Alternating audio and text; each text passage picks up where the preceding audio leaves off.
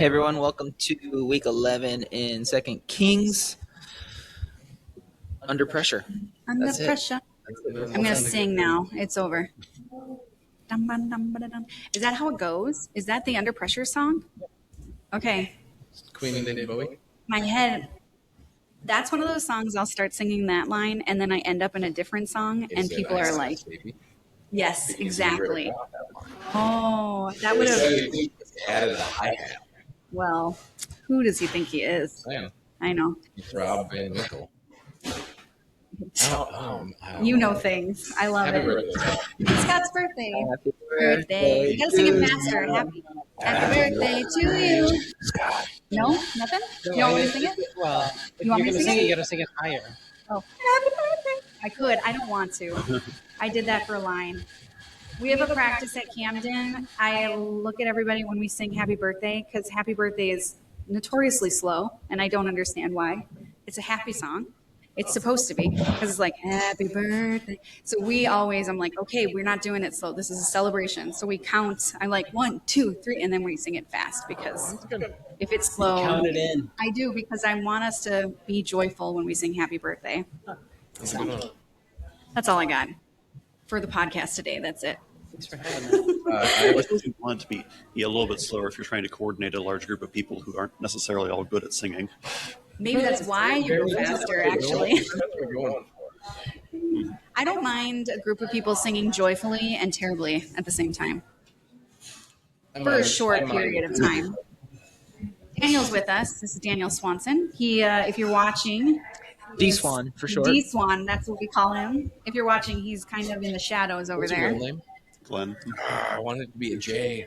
DJ Swan. Oh, But I can use Dang Swan. oh, that's not Thanks, bad. Swan. Thanks. Yeah, that was my username at school. That's funny. Daniel is speaking at Camden on Sunday. Cool. He has, I didn't know this until this last week, but he has a minor in Jewish studies for his, is it doctorate or master's for his doctorate program, which is, okay, this is like 30 seconds because nobody will understand it. Yes. He did, oh no, Understand it. no. I understand. So he is studying computational languages, and part of his adding a minor to that, he had to write a little bit about Hebrew. So you translated some of Hebrew. Tell me what he said to me. There was 5,000 plus trees, and I thought he meant literal trees for a second, and then Yeah, I made 5,600 syntax trees of biblical Hebrew, which got me from the beginning of Genesis to the end of Deuteronomy. yeah, What is a syntax tree? It's not a literal tree. it's a structure that looks kind of like a tree and tells you the relationship between all of the words in the sentence. Huh. I at first thought when you told me that, because like a Bible project, they'll talk about like sometimes they'll talk about mountains and things and trees mean things, and I did think you meant 5,600 literal trees, and I was like, wow, that is a lot of trees, and then I realized no, those aren't the trees. There might be that many trees mentioned across the entire Old Testament. So I'm not sure though. But that includes a couple of they cut down this many trees to build the temple. But oh yeah, if you count those, you might get 5,600. there I'm you not go. sure. See, I'm not totally crazy. So this is Daniel. I know this is Daniel, and he's speaking. Mutually exclusive. Say that again. Never mind. Okay. One more time? No, won't be doing it again. Say that again. He doesn't want to. That in my face. All right, we're talking about Second Kings. We are. It's exciting. We just did a little bit of a survey about Yeah. when you've grown. I didn't like it. So there's No. on here Is that there because you don't are grow, or there are 14 No, moments I didn't mean it. that would be typically thought of as probably challenging, Mhm. ranging from middle school to moving to failing at something that you are really trying hard to do. And so, did you? What did you score? Anything you scored high on or low on? I had thoughts. I scored kind of low after a bad haircut, although maybe that's not true. I might have some growth opportunity because you have to figure out how you're going to go into public with that terrible I haircut. scored high after a bad haircut. Really? You I had grew. a bad haircut. I've had some bad haircuts. You I grew. you have curly hair, which can be complicated, Yes. right? Was that was it long when It it was was a bad? very long. and the lady started to comb through it, and curly hair gets knots sometimes. So she's like, "Oh, I haven't done a lot of curly hair. I'm gonna call my friend in." So our friend came, and her friend goes, "Oh yeah, you can't do anything with this," and just snipped it at half an inch, and she had to bring the rest of it down to that spot. I found out later, and y'all are gonna love this. Found out later that her friend was a poodle, not a hair cutter. No. She's like, well, these knots are I'm too really much because I can't get through the poodle. Was livid. I would have been. Did She didn't even hang out when ask. you run the pet store and get my clippers? No, Whoa, but it was the shortest my hair has ever been. that's Shorter bad. than now? Yeah, because she went to like she took a chunk at a half inch, and then Wow. they had to level it all out, or it was gonna look weird. And did it look weird? No, well, it looked short. And so how did you grow during that? Uh, I went, okay, I'm not gonna go into situations like this without vetting the person that is there, because it was not my person; it was someone from the church that recommended this person. Rich is a poodle. You're great about that part. It's so nice. You're hyperallergenic and you don't shed. True. What I learned from a bad haircut was mom will be annoyed if I cut my own hair. Oh. This is all that I learned. Does your mom? Will she cut it? Yeah. Okay, and then she does a better job or not? Well, she can actually see what she's doing. Got it. So if you did your own, like, did you grow from that? I learned a piece of information. I like it. I was looking at all of it in like emotional growth. And I think I figured, like, I was looking at it and I was like, some of these are really hard. And I feel like there's sometimes when it's so hard, you either grow or you get a little bitter. And like, there's definitely, I don't know. I feel like I'm a little precious. Like, I feel like sometimes, I mean, you guys are saying you laugh. No, I'm going to. I was getting there. But like when things are like if somebody's a giant jerk, I may grow, but it doesn't really I don't know if it's the right kind of grow. And I also think it's like it's harder for me to grow in those moments when somebody is like, yeah. So like like middle school I'd say I grew, but I also have a lot of feelings because middle school was not my favorite season. But I think part of the point of all this is that I think it points out the complexity of knowing what is growth, yeah, and also that there's a wide variation, like what you learn from a bad haircut may be a personal skill, and what you learn from an incredible failure might be a tactical skill. It's like it's really hard to predict or understand. I think it's really hard to measure such a challenging thing. I agree. Yeah, I marked middle school the highest it's the longest span of time, but also I was the most different from beginning to end of all the things on this Oh, list. that's true, huh? Middle school is like when you think of it that way, like you grow a ton from I guess it's sixth grade now, sixth grade to ninth grade. Or my kids started in fifth grade. Yeah, there's a ton of growth. That's a whole nother measure, is like the change from beginning to end, because I wasn't even necessarily thinking about that at all. Puberty. Puberty. Oh my goodness. I don't want to do that ever again. I think you do that in old age though. Did you get like reverse puberty? Yeah, in old that's age? what I was gonna say. Never mind. I guess we get to. Rich, do you want to talk about our changing bodies? Let me see. Greg When is you get dying. older, Greg just reminded us that people do listen to this. His deep I did have stretch. another moment just this past week. Was coaching a person that lives in the East Coast. I'm assuming he's not listening now because he just had a baby, but he goes, "I love listening to your podcast." And Give I him go, a shout out. Anyway, it's funny that people listen. But in Second Kings, 18, 19, 20. This is a moment of a lot of things happening in narrative and story. But we come to Hezekiah, who's just immediately noted as being great. Hmm. We've Trusting. trusted. He's put on par with David.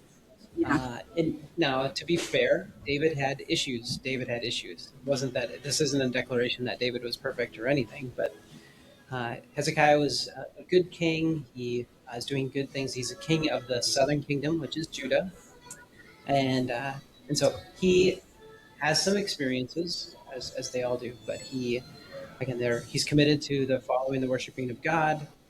He's restoring the temple. He's definitely making energy and effort to make sure that the people are following God.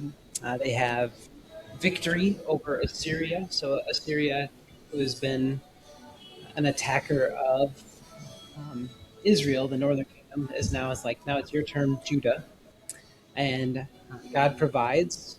There's this incredible military victory.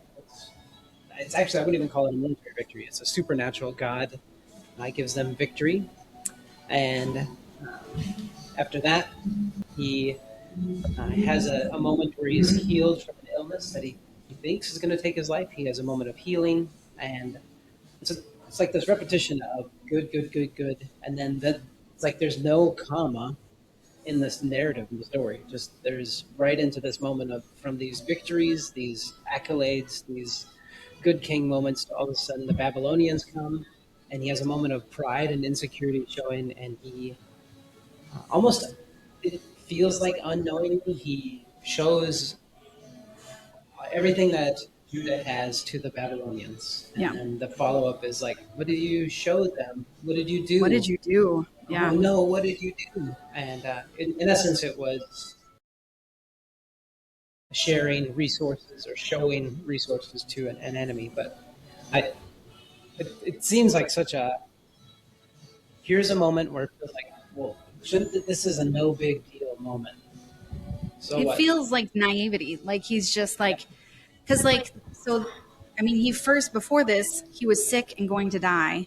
And he was like, and the prophet said, you're going to die. And he was like, remind the Lord all that I've done. And all of a sudden his life is extended. Yeah. And then the Babylonian king sends him a gift saying, hey, I heard you were sick. Yeah. And he sends him a gift. And like, there's an envoy coming with a gift.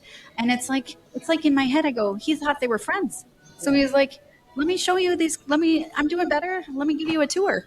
Yeah. You know, it feels Since you're so, here. yeah, like while you're here, let's just give you a tour. But it feels so naive. Like, I know it's probably pride and insecurity, but it feels really naive. Like, it hurts me to watch it because I'm like, how did you get in trouble for being so stupid? Like, you just were stupid. And a good window into what was happening internally in him is that there's a declaration that there's going to be consequences to this. Yeah. And then, but it won't happen to you. It's going to be the generations in the future. And Yeah. Hezekiah shows his true whatever character, I guess. Yeah. He goes, well, that's all right. As long as it doesn't, Yeah, it's not me. as long as it doesn't affect me. I just think that even thinking of this survey, I think is part of like the heart of this, bringing this to this is that many moments, for sure, middle school is a good one. You're in the middle of middle school and you go, I brought a lot of naivety to middle school. Yeah, and there were consequences. You don't necessarily know even when something is a hardship or a challenge Right. while it's happening. And I think that here Hezekiah is, again, I was sick, I'm not sick anymore. Thanks for this gift. And I mean, that consequence to showing insecurity to the potential enemy, long lasting. It hurts at the beginning of his story how much he's like, this guy's the best. He's so much like David. He does all these great things. And at the very end, like, he's like, well, as long as it doesn't happen to me. Like, I think I struggle with this in modern day. And Greg and I talked a little bit about it on Tuesday. Like, I remember working with somebody who I loved, but he spent like an hour of prayer every day, which is great and important. And he also like was kind of hard on the community around him and kind of missed some really important things and he was older, but like he missed important things that were happening around him. And I just like, it hurts me and it's confusing to me is like, if you spend an hour in prayer every day, are you listening for God's voice? Or like, what does this look like? Because I feel like if I'm doing that, like my character should grow. Like I feel like at the end of life, 50, this is like he was a king for 55 years, right? I think it was 55 years. So from the beginning when he was wonderful and like this was written afterwards, so like they thought of him as this great king, and then at the end of his life to be selfish and not really care about the next generation is really, it's really confusing to me and frustrating. And I don't understand how, like, I just want to grow in, maybe I just want to grow in character as I get older. But I also don't understand if you're seen as a great king or if like you're somebody in modern context that's spending that amount of time in prayer, like how are you not growing? It's definitely an option. Somebody give me an answer. Maybe he was. Yeah. I You don't really know. I think it's always easier to judge other people's ups and downs, and like This this text really unapologetically comes with a tone of retrospect. This is again the initial readers.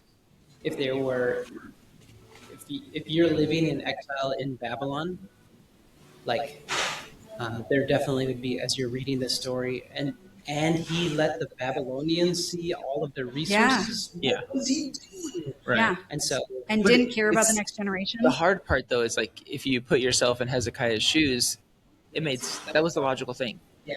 Like they came for you to. They brought a gift. You're afraid of the Assyrians. Of course, you like. It makes sense. You'd want to make friends with the enemies of your enemies. All these things, like so many things. You like what is so normal, and I think that's part of the story. Is like what is so normal, but done in the wrong posture. That in 20 years, when you go, how did I get here? You look back and you go, oh, that moment that I thought was nothing was actually Was actually something. really big.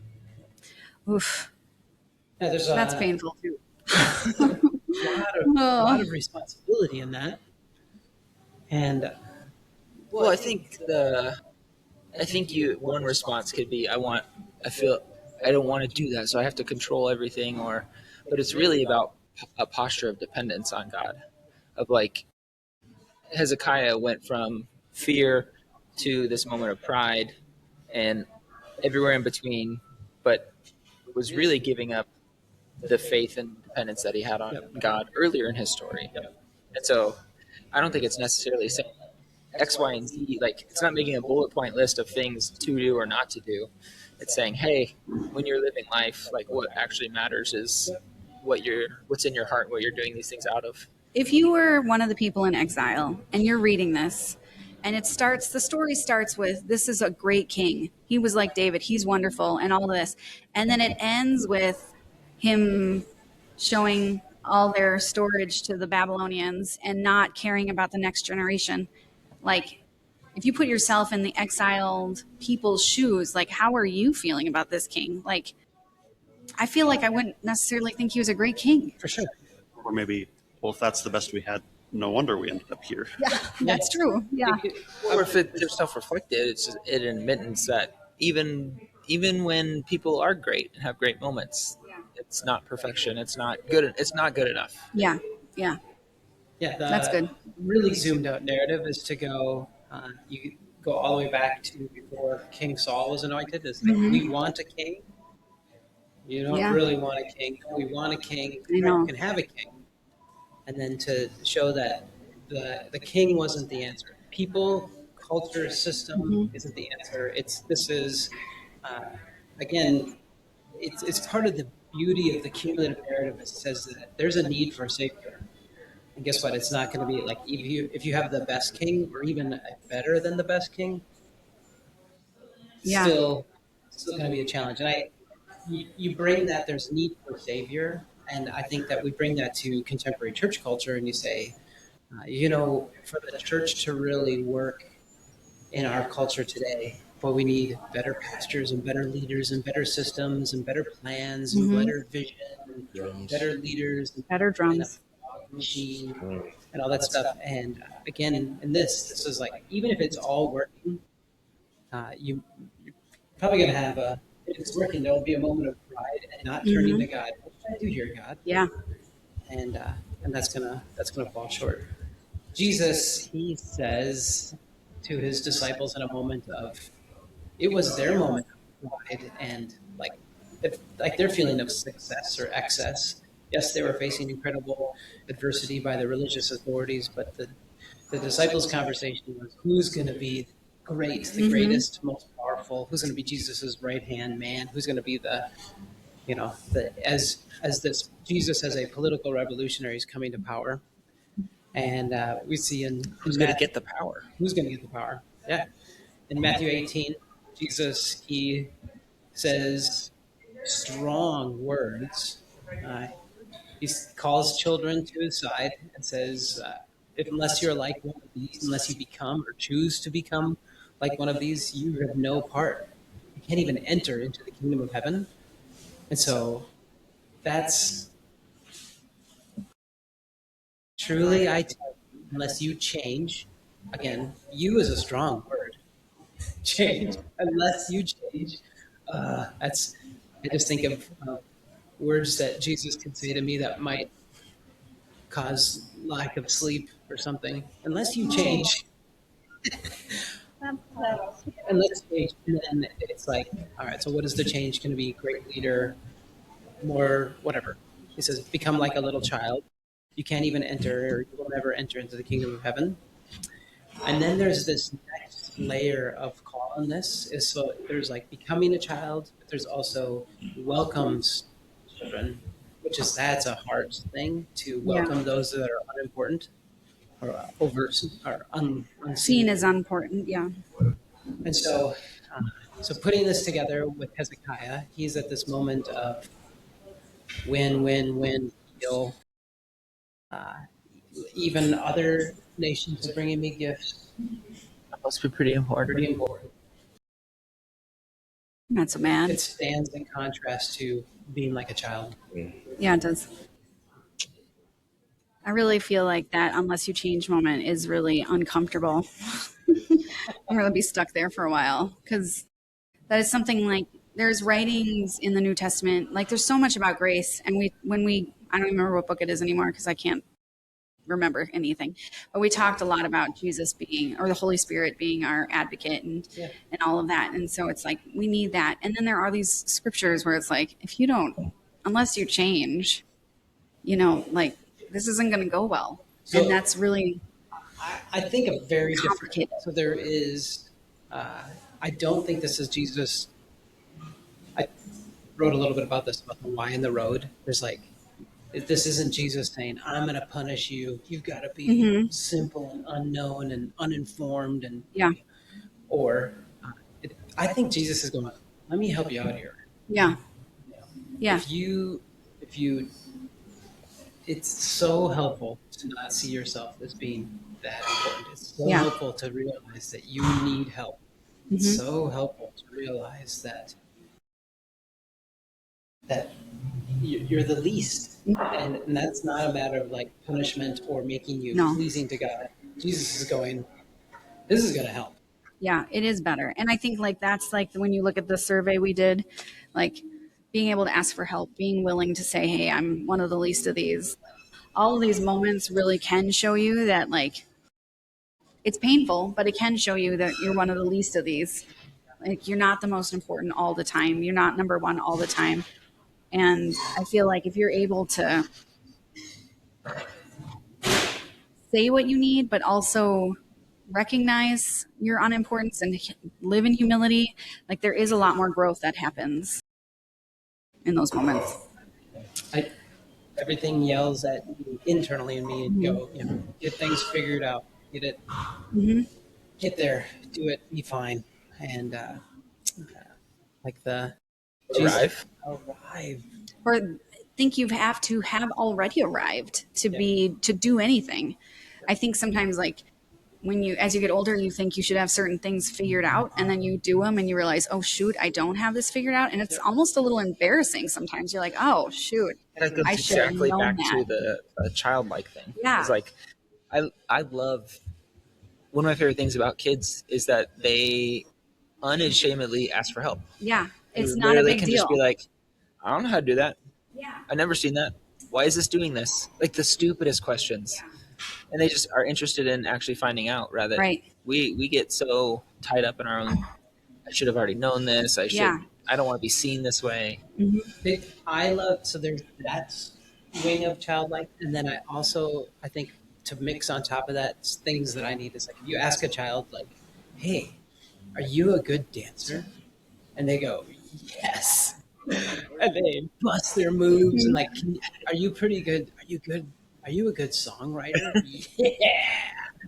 And the thing, like, there's this incredible purity in going, this is who I am, and I'm going all in. And I didn't even know that. I didn't even know that I was bad. That I should be Or if they knew embarrassed. they're bad, they don't care. They're not embarrassed. They're like, I don't know how to dance, but I'll dance anyways, you know? And I've also heard I've heard a lot of people say that there was a moment in life where somebody said, "Oh, I remember when so and so said that I'm a bad singer," and something is really lost in that. And so to become childlike, where you go, I'm pretty helpless.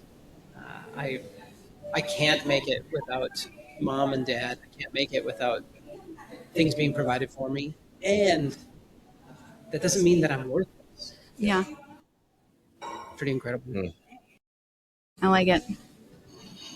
Danielle, do you have what else are you? What are you processing?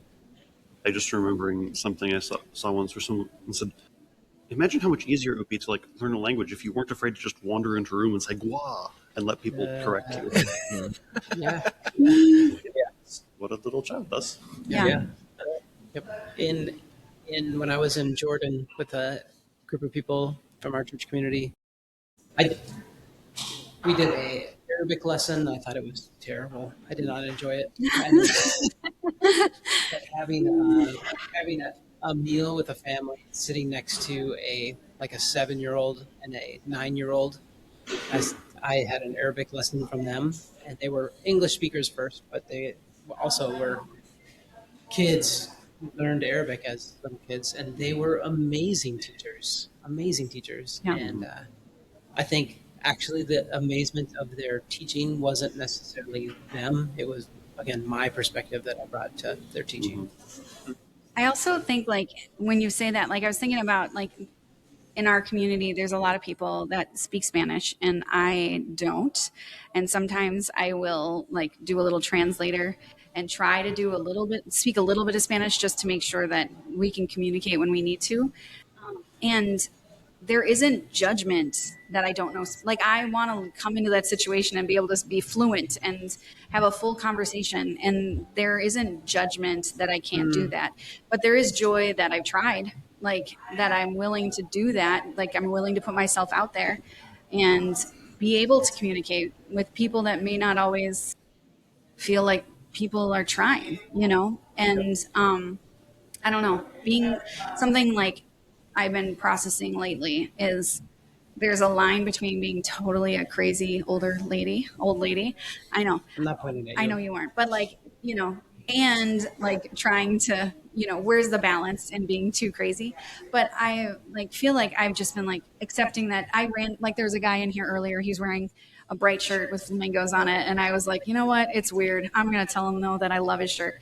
And even though like, I think that might be strange to some people, I'm like, it's such a silly moment and it's fun to figure out ways to connect with people and be willing to be a little awkward so that I can build relationships and let go of that need to look a certain way or not look like a lunatic. You know, I don't want to look like a lunatic, but like being willing to do those awkward things and yeah, just being comfortably awkward and being okay with it. So that feels childlike to me. Yeah. An opportunity to grow in that. So many opportunities. For me, at least. All right, Richard, do you have a wrap up? Should I sing I it? mean, that's it. Is we take ourselves too seriously, and part of that is because of life experience.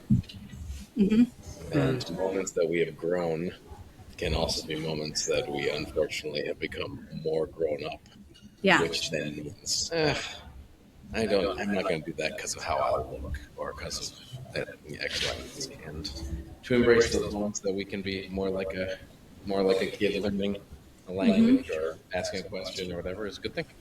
I like it. We'll see you guys next week. Stop. Stop. I look a little crazed.